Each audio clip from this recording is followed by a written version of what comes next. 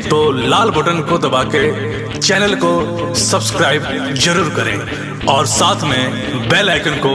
दबाना ना भूलें।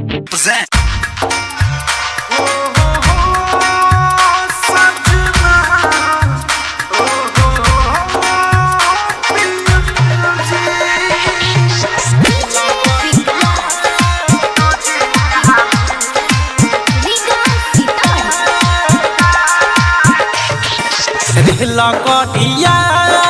रोजे हावे हमारा बलम के लावे ना ए सखी रे लगड़िया रोजे हावे हमारा बलम के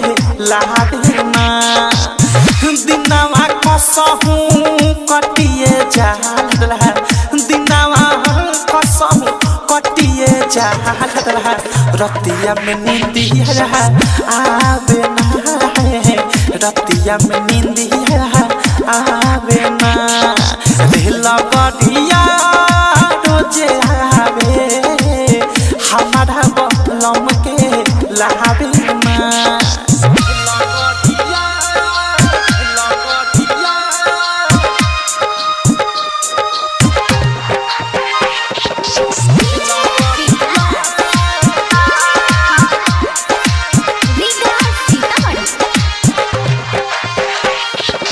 लागे नजिया नपिया के बुझा सोट हो सिंगार हमारे कोयल ला सोट हो सिंगार हमारे कोयल ला ए हो सखी लागे नजिया नपिया के बुझा सोट हो सिंगार हमारे कोयल ला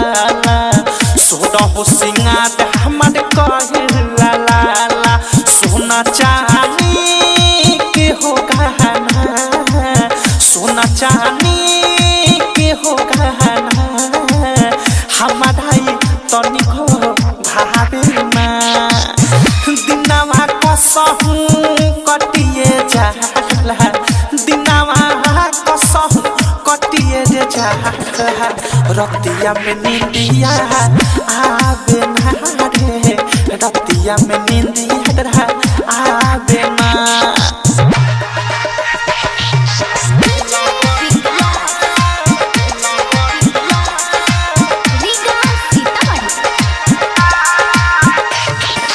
दिल्ली में रहे ले पिया जी समा के रोजे रोज जानी हम जंगला से झाके रोजे रोज जानी हम जंगला से झाके दिल्ली में रहे ले पिया जी समा के रोजे रोज जानी हम जंगला से झाके रोजे रोज जानी हम जंगला से झाके झिया डहडे रही रही के झिया डहडे रही रही के फोनवा पर बती जावे ना दिनवा कसहू कटिए जाला दिनवा कसहू कटिए जाला रतिया में नींदिया आवे ना रे रतिया में नींदिया आवे ना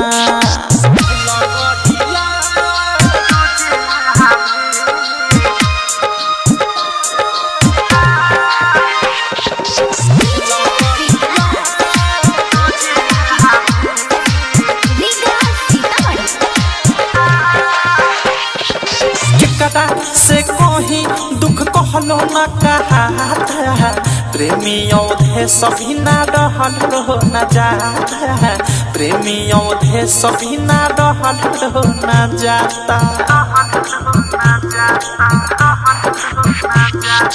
केकरा से कोही दुख कहलो न कहा नित्या मुके सभी ना रहलो न जाता अनुराग मुके सभी ना रहलो न जाता सुतीले फोटो लेके सुतीले फोटो लेके तब चैन आवे ना